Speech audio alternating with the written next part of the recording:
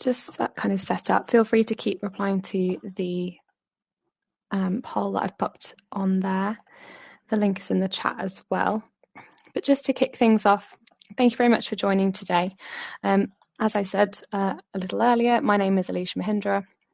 I'm the UK PG Recruitment Officer. I'm originally from Coventry in the West Midlands, and I studied at the University of Leicester. So I did my integrated master's course in pharmaceutical chemistry, and I've recently completed my PhD in chemistry as well. So I've been at the University of Leicester for quite a long time now. So I'm happy to answer questions about the city and other topics as well. But today's session will mostly focus on funding your masters. So perfect. So today we're going to cover a few different topics around funding your masters, mostly loans for postgraduate study and how the loan repayment system works, University of Leicester funding, external funding bodies and other funding sources, and then we'll also touch on how to pay your course fees and when those payments are due as well. So there's a fair amount of content in this session, so feel free to kind of put questions in the chat. My colleague Sam is answering questions as well, so feel free to kind of click on the links that he's sending through and interact with him in the chat as well. Okay, so the first thing I'm going to talk about is funding sources. So you can see on here we've got several different places that you can acquire funding from, and actually the first one I'll talk about is Student Finance England, which is probably the largest component of maybe the funding that you will receive for your masters. And so the first thing to talk about with that is the eligibility criteria. There are a few criteria that need to be met if you're applying for a postgraduate loan. So this has to be a full postgraduate master's degree worth at least 180 credits and not a top-up. So it's worth saying that the University of Leicester master's degrees that you can find on our website do fill that criteria. But just in case you're looking at any other courses at any other institutions as well. You would also need to be under 60 years of age on the first day of the first year of your course. So just to be aware of that, there is an age criteria for this. These can be for full-time courses, but also part-time courses or for distance learning or online learning courses as well. So it's not just for full-time only. You're also eligible for this loan if you already have a postgraduate certificate of education, PGCE, or a postgraduate diploma or a postgraduate certificate. So you are able to apply for a postgraduate loan for an MA, an MSc, and a range of other qualifications. You can actually find the full list of those qualifications at the link at the bottom, gov.uk/masters/loan. But it's worth saying that this loan is not to pay for things like a PGCE or a PG DIP or a PG Cert or even doctoral degrees, which I'll talk about a little bit later. So it is for full postgraduate master's programs. So do check out the eligibility online for that. It's also worth saying that the criteria I'm going to go through today is for the English master's loans. This is, as I said, aimed at UK students. So as the University of Leicester is based in England, that will be the content I'll be referring to. We do have a Funding Your Masters for International Students session taking place tomorrow. You'll be able to find more details to sign up for that webinar on our website if you are interested. So how much do you get? So for the master's loan, it's a fixed total amount of £12,167 if your course starts on or after the 1st of August 2023. So it's worth me kind of popping that date on there just so you know that in case you're thinking about applying for a master's for September 2024 entry. So worth having a think about that. It may increase slightly for next year, but the total amount for September entry this year would be £12,167. You can borrow less if you want to, so you don't have to take out that full amount. If you feel that that's not required, you don't need to. And this will be paid to you in 3 instalments per year, so 3 equal divisions. So this will come in before the start of each term. So it will be distributed across your year. If your course is longer than 1 year, so 2 years to 4 years, this loan, £12,167, will be split evenly across that duration. So it's not per year, it's a case of divided by however many years your degree is. But it's worth saying that most master's courses, if they're full-time, will be a year in length, from September to September or January to January. And the loan can cover tuition fees and living costs, so I'll touch on that a bit more shortly. But it's worth saying that the average UK master's fees cost between £8,000 and £10,000 for full-time degrees. So it's kind of worth factoring in, once you take out your tuition fee cost from that full fixed total amount, how much is left, and then looking into sort of what you might do with the remainder of that money in terms of your living costs. So it's worth saying this is, there is not a separate maintenance loan. Lots of you will be used to the undergraduate loan system, whereby you will apply for both a tuition fee loan and a maintenance loan, but that is not the case for postgraduate loans. There is not a separate maintenance loan. It is one kind of pot of money, and from that you pay for both your living costs and your tuition fee. Okay. If there's any questions about that, please feel free to pop those on the chat, because I know that can be a bit confusing, but there is a lot of information, and a lot of the criteria is outlined on the website. So how to apply? This can actually be done in quite a few easy steps. So I've tried to break it down here. But firstly, you would need to create an account at www.gov.uk/student finance. You may already have an account, especially if you have, a recent graduate, or you will be a recent graduate from an undergraduate degree. You can use this account and sign in with your customer reference number or your email address as well. And then you apply through your online account. So you follow the system through, you let them know what course you will be applying for, or the course that you have accepted a place for. But it's worth saying you do not need to have a confirmed place to apply. That's why I've put this in bold.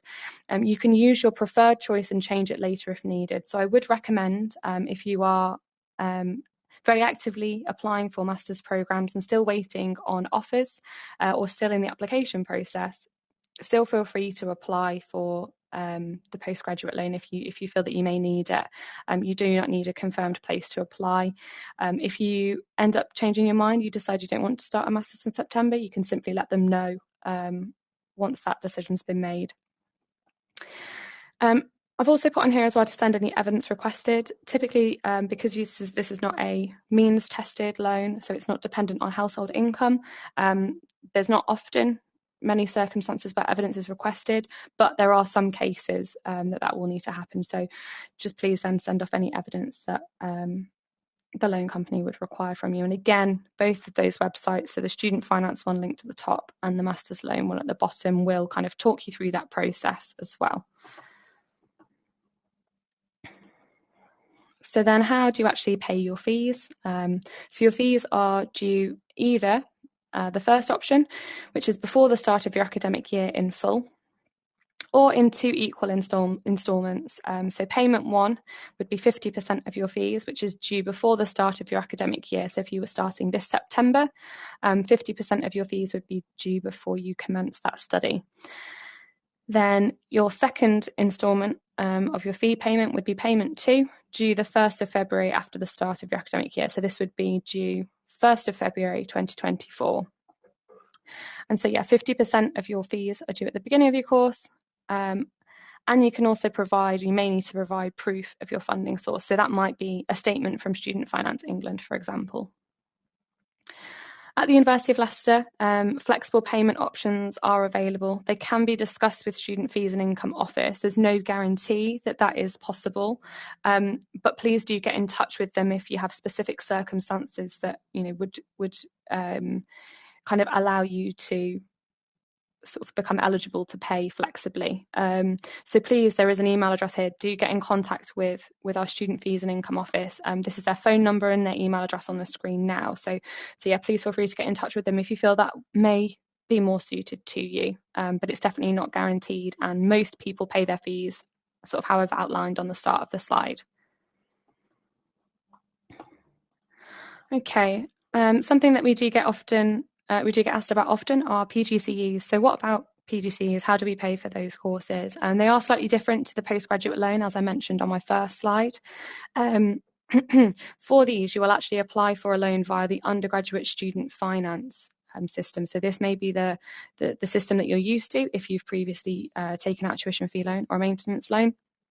But again, it's quite a similar process in that you would need to go to the same website linked previously, so the government website for student finance, and it will take you through and it'll guide you through and ask you if you're doing you're looking for a PGCE course or if you're looking for initial teacher training.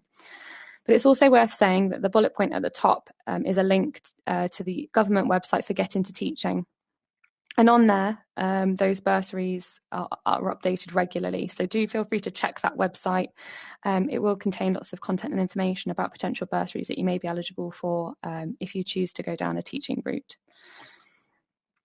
If you're applying for a PGCE, you can still apply if you have a student loan. That's absolutely fine, and you can also apply regardless of any bursaries or scholarships you may have received from the first bullet point on there. And again, you'll only make repayments once you start earning. So similar to the way that your undergraduate degree would work from the UK as well. It's depending on which plan you're on, it will be various different thresholds before you kind of make those repayments. So again, check the government website for that threshold information. There's lots and lots of details on there. Okay. I did say I would touch on this briefly. So here's a bit of information about doctoral loans. So this is for perhaps after you've completed your master's study or you're looking at doing a PhD. And this is a fixed total amount of £27,892. The doctoral loan is paid to you again in 3 instalments, and it's split equally between each year of your course and within each year. So it works in a very similar way to the postgraduate loan. However, it's a larger sum generally because it will be covering a longer period of time. So postgraduate research study or doctoral study maybe sort of between 3, 4 or 5 years, even full time. So this loan as well can cover tuition fees and living costs in the same way that the postgraduate loan does. But you're not eligible if you're getting things like research council funding, a studentship or a stipend, maybe a scholarship or tuition fee support from various bodies. If you feel that you may fall into some of those categories or you want to find out a bit more information about the doctoral loan, there'll be a very thorough information session, very similar to this webinar, on Friday the 5th of May, so this coming Friday between 3 and 4 p.m. British summer time. And this is a PhD information session run by our head of doctoral college. So do feel free to kind of sign up for that one, join along, especially if you're interested in maybe going into doing a PhD beyond your master's study. It might not be on your radar just yet, but it's kind of good to have the knowledge as to where you might be going. So yeah, Alex will be covering a range of topics within that session. It won't be focused purely on finance, but he'll be more than happy to answer questions and kind of support you with that if you have more queries for him. Okay, so let's move on to repayments, and we'll kind of talk a bit about how this works. We'll go through an example just to give you an idea of perhaps how much you might be repaying back per month, and also how that process actually works.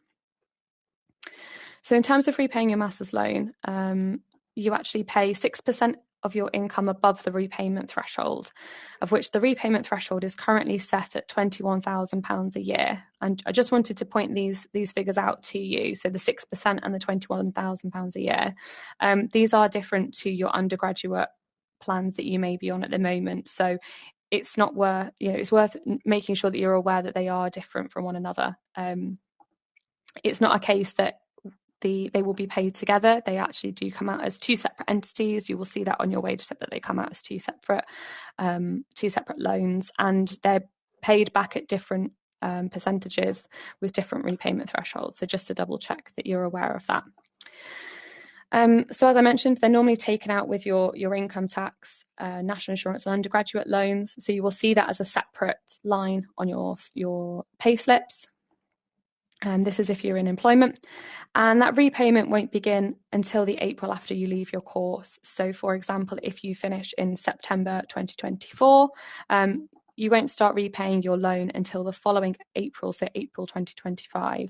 And again, you will only be paying off your postgraduate loan once your salary rises above £21,000 a year. The remaining loan balance will be cancelled after 30 years. Again, worth kind of checking how that works for your undergraduate loan as well. But yes, it will be wiped after that point. Just so you know, the interest rate is currently at 6.9% on a postgraduate loan plan. It's normally RPI plus 3%, and that currently sits at 6.9%. But again, if you head to this webpage that I've put below, that will be linked in the chat, the gov.uk repaying your student loan / what you pay site, you'll be able to find all of this information on here as well, if you want to review that content after this session. So let's look at a few kind of examples as to how that actually works. I've also factored in here that you would have an undergraduate loan here too, in the second sort of column there. So just to make you aware of what that is doing. So in terms of the salary bands, you can see on the left-hand side, we've got a different range of increasing salaries. So starting at £21,000, you can see what your monthly salary would be. And at £21,000, you wouldn't be hitting the repayment threshold for either your undergraduate loan or your postgraduate loan. Therefore, your total loan repayment would be £0 to start off with. But you can see as you start to go above that postgraduate loan threshold, you can see here that your postgraduate loan repayment per month will be £20 a month. Your undergraduate loan won't have kicked in at this point if you're on a plan 2 system. So just to make you aware that they would then be combined together, and you'll be paying £20 in total per month as that final cost for your tuitions. If you're on a plan 2 loan for your undergraduate studies, the threshold is £27,295, and so it would be at this point that then you would start to see your undergraduate loan kick in after there. So if we went on to an additional example here, if your salary is £30,000 and this is your monthly salary, you will be paying £20 back for your undergraduate loan and £45 back per month for your postgraduate loan, giving you a total combined of your undergraduate and postgraduate of £65. Now, just to give you an idea how I've calculated this, so you can see it and you can kind of go away and have a think about how that might impact you in the future, and I might do some of those calculations yourself. For your undergraduate loan, you take the salary that you would be on minus the repayment threshold, and that leaves you with £2,705 above the threshold. You multiply that by your 9%, which is the undergraduate loan percentage. That comes out at £243 per year. You divide that by 12 and it comes out at £20 per month. So you can see how that's a bit different for your postgraduate loan. You would do your salary minus the repayment threshold. We are £9,000 above the threshold at this point. You would then multiply that by the 6%, so the 0.06, to give you £540 a year that you would pay off. Divide that by 12 and that would come out at £45 per month. So you can see here how the £20 undergraduate loan and the £45 postgraduate loan have kind of been calculated. So hopefully that makes sense for everyone, and you're able to kind of do that for various different salaries if you'd like to. And if you have got any questions or would like me to go through that at all, just please pop a message in the chat. I know it might be a little bit tricky, but yeah, hopefully that helps the way I've broken it down. So something else I'm going to move on to in terms of funding sources now, so moving away from the Student Finance England and the postgraduate loans, is University of Leicester specific funding.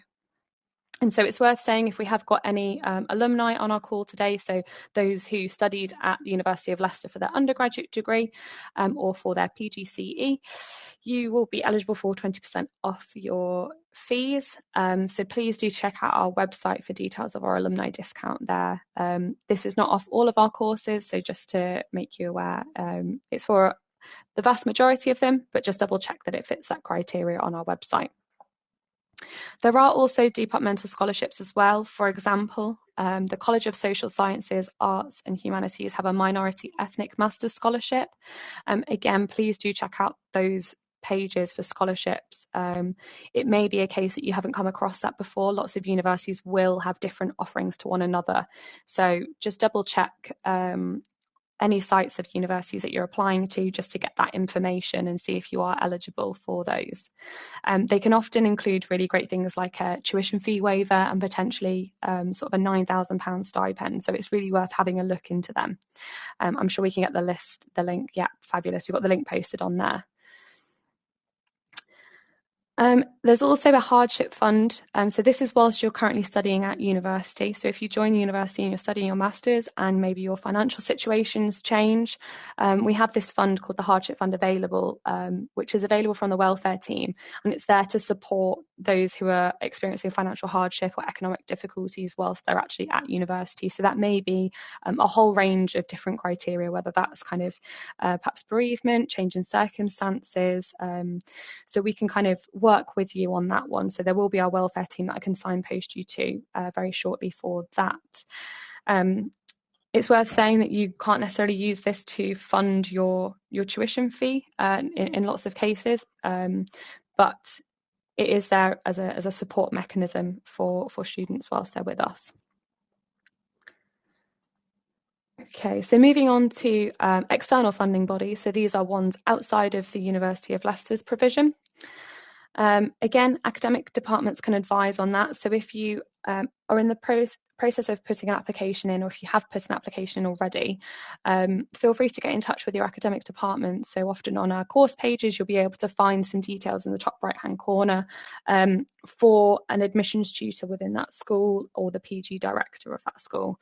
And from there, they can advise on any sort of research council funding or perhaps funded projects. If you're kind of interested in those, it's always worth asking the question in case there is money available for you to use. I'd also like to signpost you to the UKRI website. Again, there are lots of opportunities on there. These are often quite competitive positions, so it's worth just me saying that. But yeah, do check out the UKRI website. Additionally, Find a Masters is a fantastic resource, and we often work quite a lot with the Find a Masters and the Find a University team. They've produced some great guides on funding your Masters, and especially targeted again at UK students. So do have a look at those. They also do have potentials for things like scholarships and also some funding pots as well. So very much worth checking out their website. A lot of the content that I've presented to you today has kind of come from their site, so they're a very good source of information. I'd also recommend the Prospects website if you haven't found that already. Again, they have a section specifically for funding postgraduate study. And also a website called jobs.ac.uk. This has quite a bit of information on things like academic job roles or positions that might be suitable whilst you're doing your Masters.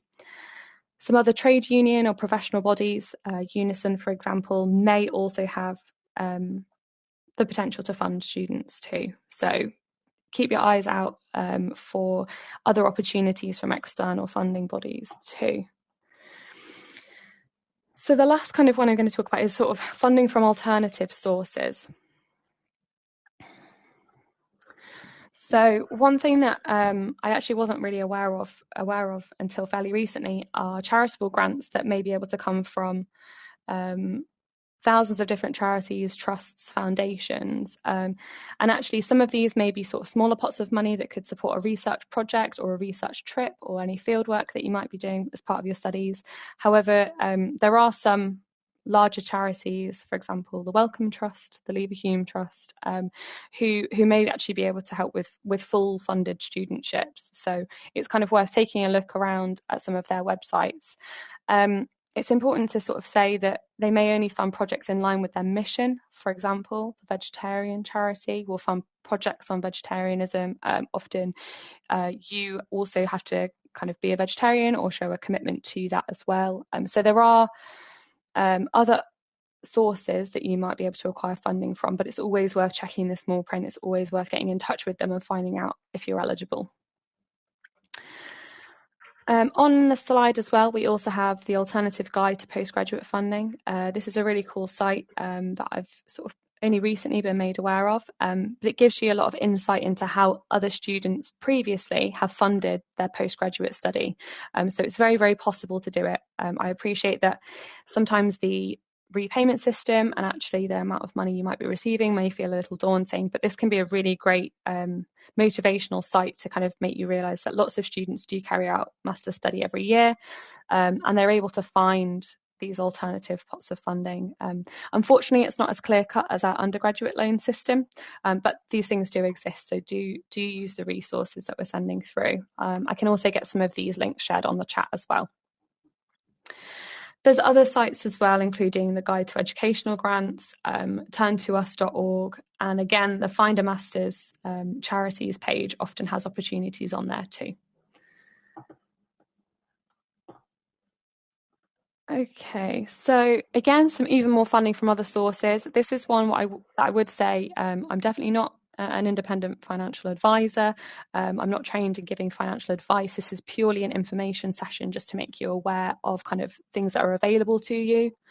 And it's just worth saying that banks can sort of offer private loans, things like that. So you may have some deferred payments. So just keep an eye on those opportunities as well. It may be a case that this isn't an option for you, and that's absolutely fine, but it's worth sort of saying it may be possible. And then just finally, some more funding from other sources. So paid employment is a really common thing for master's students to be doing. There's a lot of flexibility in these types of roles, and lots of students choose to kind of devote any free time they have to paid employment. So we do have an on-campus recruiter, unitemps.com. You can find them online and find out Leicester opportunities that are occurring now. But we also have kind of local options too. So High Cross Leicester is a large employer. We also have our career development service who are able to kind of support with any of those roles as well. They can check through your CV, support you with interviews. So this is for both once you've finished your master's or throughout, but also helping you find part-time work too. It's just really important to make sure I note to you that according to our University Senate regulations, there is a 15 hours per week cap on part-time work during term time. This is due to ensuring that you've got plenty of time to actually kind of commit to your academic studies and support your own independent learning. So just to make you aware of that. In some cases, a friend or a family member may be able to access savings, trusts, bonds, things like that. But again, a warning with this, I am not an independent financial advisor. And if you are kind of taking on any of these opportunities, just to make sure you're clear on your obligations, especially if it's things like loans as well. So some people are in that position, others may not be, but it's worth kind of letting you know that that may be the case. I'm more than happy as well to talk about paid employment opportunities if anyone has questions about that. So actually, in my role at the university, I'm able to employ current master's students to sort of support me with various different subject sessions, support with open days, that sort of thing. So it's just worth kind of making you aware that there are lots of opportunities to get involved with part-time work there. So if anyone has questions, feel free and I can elaborate on those a bit more. And then coming towards the end, just a brief section on benefits and universal credit. So part-time and distance learners should not have their entitlement to benefits affected by their student status. And some full-time students can also qualify for benefits too, especially if you've got dependents, disability or ill health, low income family or a low income partner. Again, here's another link, another website to Citizens Advice. Hopefully you're all familiar with Citizens Advice website. They've got some really useful guides on there. So do take a look at the Citizens Advice website if you're unsure about that. Okay, so before we kind of head off, there are a couple more slides left on here, but if you could take a moment just to head to menti.com, type in the code on the screen and let us know how useful this session was. We are sort of coming towards the end, but I'm more than happy to answer questions. So please, there we go, that should be loaded. I'll also share the link as well, so bear with me on that one. So please do let me know how you found the session, how useful it was, and then we can get onto some questions and I can give you a bit more signposting as to who to contact if you've got further questions from there. Fantastic. I can see a few people replying. That's great. I'm just going to sort of whiz through the chat whilst you're filling those that feedback in for me. And I will pin some of the questions just to circle back to as well. Fantastic. So I can see a few questions coming through as well. So feel free to keep kind of popping those on there. I'm going to move the slides on just for a moment, just to let you know before I answer some questions, what's next. So we do have more live talks taking place throughout the next sort of few days or so, actually. We've got one tomorrow on careers. So where will your masters take you? If you're interested in kind of hearing from our career development service about how they might support you with part-time work whilst you're at Leicester, but then also how they support you getting into further employment or further study after your master's session. We also have one on PhD information as well, which is taking place on Friday afternoon, and also then funding for international students in case anyone is kind of on the UK student version chat. So if you scan this QR code or head to our postgraduate webinar site, you'll be able to sign up for those. Again, they will be on Unibuddy in the same sort of format. Some of my colleagues will be kind of supporting these sessions. It's also worth saying that when you do get to our postgraduate page, there is a link at the bottom that says sign up for updates. And on there, you can keep an eye out for upcoming PG spotlights, which are a kind of a new subject-driven piece of content that we're working on at the moment. So keep an eye out for those. You'll be able to sign up for them very soon. And if you sign up for updates, we can let you know when they are available. Here is some information just on the slides whilst I start to answer questions. If you do have any further inquiries, please do get in touch with the university, specifically our welfare team and also our fees and income team. The welfare team will kind of look after things a little bit more broadly. The fees and income will focus mostly on fees, so things like your tuition fee, your postgraduate loans, that sort of thing. But equally, you can make an inquiry on our website and it will get to the right place too. So I'm just going to take a quick look at some of the questions that we've had coming through. So Adam's asked if these videos are recorded. They are being recorded, and the PowerPoint won't be available to download, but the sessions will be made available to rewatch back. If there's any kind of content that you need, please do take it from the chat, open up those links. That should have lots of that information there. But similarly, we are working on some content, so keep an eye on our website, Adam. Jack has asked, is the alumni discount for self-funding students only, or can students getting a postgraduate loan receive it? So actually, it's if you're receiving a postgraduate loan, you are able to get the alumni discount. If you're a self-funding student, you are also able to get your alumni discount. I think Sam linked to that page, so hopefully that is clear. It's worth saying it can't be combined with sort of any other payment schemes for things like the family loyalty discount for international students and things like that. But yes, you are able to use that. And what you can do actually is, if you are a recent alumni, Jack, if you're graduating this year, if you are then applying for your master's starting in September, admissions should be able to match up your application with your current student status, so that would be automatically applied for you. If you kind of have any questions about that process, admissions would be the best one to contact. So I think if I can ask my colleague Sam just to pop the admissions email address on the chat, that would be great. But yeah, that's absolutely fine, Jack. Okay. Do the university know who's taken out a postgraduate loan? That's not something I actually know the answer to. I think sometimes there is the potential that when you, I know that for the undergraduate loan, we are able, if the student chooses to tick the box, we are able to find that out. It's often quite a good idea to tick that box if you do get that option for a postgraduate loan. Often it means that if we then think a scholarship is applicable to you, or for example we can apply something else to sort of support you financially, then we will. We don't often use it for for anything else other than that reason. So if you do get the opportunity to let us know, I would recommend it. We can signpost you to other opportunities for funding if necessary, but I don't think we necessarily know, and it wouldn't certainly be something that was shared widely. It would be very sort of within the internal fees and income and welfare staff. So we had another question about sending it out as an email. Unfortunately, we won't be sending it as an email, but like I said, keep an eye on content on our site. Hopefully all of the pages that we've kind of linked to you can have open will have enough detail. We do have the opportunity, if you wanted to contact us, if you head to our website, you can actually chat to a student. So I can get that link popped in the chat as well. It means you can chat to a student currently doing this. So if you have kind of got questions, you're more than welcome to kind of contact our current postgraduate master's cohort and ask them sort of those things as well. There are staff members on there too, so you can contact admissions, you can contact myself through there as well. So if there is anything you're unsure of, please just get in touch with us and keep an eye out. These webinars will be shared, probably not for another month or so. So if you have got more immediate inquiries, just let us know. And then Adam has a question about payments.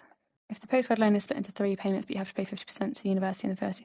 So again, that would definitely be a question for our fees and income team. I can double check what it recommends on our website, but I believe that is how you would be paying your fees. Yes, so again, I can find out I found the site on our website. I can link you to that. I've just lost it. But yeah, it does say you should pay your tuition fee either before the start of your academic year in full or in 2 equal instalments, and that first instalment is due before. So I would definitely recommend, Adam, actually, when you're kind of thinking about going into your master's study, it's probably worth kind of getting in touch with fees and income if that's not something that would work well for you. They may be able to be flexible with that arrangement.